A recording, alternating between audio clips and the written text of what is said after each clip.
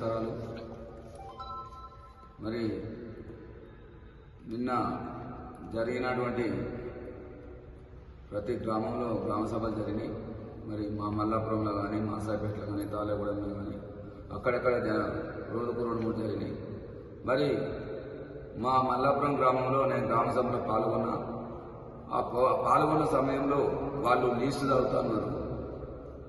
ఉపాధి హామీ కూలీలకు 12,000 రూపాయలు అని చెప్పేసి చదివారు. బీద వాళ్ళకు భూమి లేని వాళ్ళకు అన్న ప్రతి ఒక్కరికి భూమి లేని వాళ్ళు ఇవ్వలేదు. ఇది ఎట్లా చేసేది మీరంటే మాకు పైకి లిస్ట్ వచ్చింది అంటే, అరే మీరు సర్వే చేయకుండా వానికి భూమి ఉందా లేదా అని తెలియకుండా మీరు ఎట్లా సర్వే చేస్తారు, లిస్ట్ ఎట్లా వస్తుందని మేము మాకు అదంతా తెలియదు అంటే మాకు పైనుంచి లిస్ట్ వచ్చింది మీరు చేసినాం. మరి ఇంకా బీద వాళ్ళు ఉన్నారు, వాళ్ళకి ఇవ్వాలి కదా. చాలా మంది బీద వాళ్ళు ఉన్నారు, భూమి లేని వాళ్ళు ఉన్నారు, వాళ్ళ పేర్లే రాలేదు. మరి అవి ఎట్లా అంటే మళ్ళీ దరఖాస్తు చేసుకోవాలంట. అంటే ఇట్లా దరఖాస్తులు చేసుకుంటా ఎన్ని రోజులు దరఖాస్తు చేయాలి, ఎన్ని రోజులు ఇట్లా ఇచ్చుకుంటూ పోవాలి, పోసుకోవాలన్నట్టే ఉంది ప్రతి ఒక్కటి. మరి అంతేకాదు, ఇళ్ళ లిస్టు తీస్తే మా దగ్గర 300 ఇళ్ళు మరి అరువులు అన్నారు. మరి ఇప్పుడు ఇంతమందికి వస్తాయి అని మేము అడిగితే అక్కడ అధికారులు ఎమ్మెల్యే గారికి 3,500 ఇళ్ళు వస్తాయట. దాన్ని బట్టి నియోజకవర్గానికి వస్తే దాన్ని బట్టి మీ ఊరికి వస్తాయంటే మా ఊరికి దాన్ని లెక్క తీస్తే మొత్తం 15 ఇళ్ళ కంటే ఎక్కువ వస్తలేవు. మరి అట్లంటే 280, 300 ఇళ్ళు అంటారు. మరి 15 ఇళ్ళు వస్తే ఎట్లా సాధ్యం? ఆ 15 ఇళ్ళు అయినా సరే గ్రామ సభలో తీర్మానిద్దాం. మీరు అన్నారు వికలాంగులకు, వితంతువులకు ప్రాధాన్యత అన్నారు. వాళ్ళని బట్టే ఇది నిర్ణయిద్దాం, గ్రామ సభలో తీర్మానిద్దాం. ఆ 15 ఇళ్ళు అని చెప్పేసి 15-20 ఇద్దాం. ఇట్లా ఒక్కొక్కటి మొదటి విడత ఇట్లా ఫస్ట్ సెకండ్ ఇట్లా తీసుకుందామని చెప్పేసి నేను మాట్లాడితే వాళ్ళు ఒప్పుకోరు.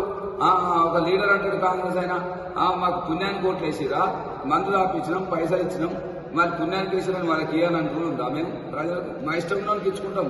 మా గవర్నమెంట్ తిరిగి అధికారాన్ని అడిగితే కాంగ్రెస్ లీడర్లు మాట్లాడుతున్నారు అక్కడ. మరి ఇది ఎక్కడిది?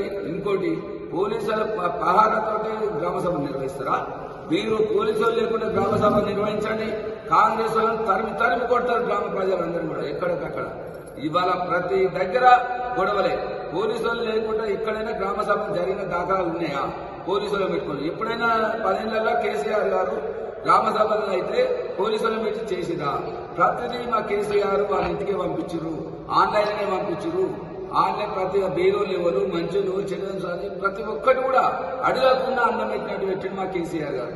మరి ఇవాళ ఈ పంచాయతీని ప్రజలందరినీ కొట్లాట పెట్టుకుని వాళ్ళు సోద్యం చూస్తూనే ఉన్నారు కాంగ్రెస్. అంతేకాదు, తాళగూడెంలో కాంగ్రెస్ పార్టీ అధ్యక్షుడికి, జనరల్ సెక్రటరీకి వస్తాయి, మిగతా ఎవరికి రావు. అంటే పార్టీ అనుకుంటూ వాళ్ళకి ఇస్తారు కానీ వేరే వాళ్ళకి రా. మరి జనమంతా ఓట్లు వేసి గెలిపించుకుందా మీకు తీసుకోవడానికైనా? సామాన్య ప్రజలకు ఇవి రావా ఈ పరాలు? మరి ఇదే విధంగా ప్రతి గ్రామంలో కూడా అక్కడక్కడ మన గ్రామశాఖ అధ్యక్షులు కానీ, మరి మాజీ సర్పంచులు కానీ ఎవరైనా సరే కాంగ్రెస్ వాళ్ళని కానీ అధికారులను కానీ నిలదీసి మన అన్ని కూడా సంక్షేమ ఫలాలు బీద ప్రజలకు అన్ని విధంగా ప్రతి ఒక్కరూ కూడా కృషి చేయాలని కోరుకుంటా ఉన్నాం.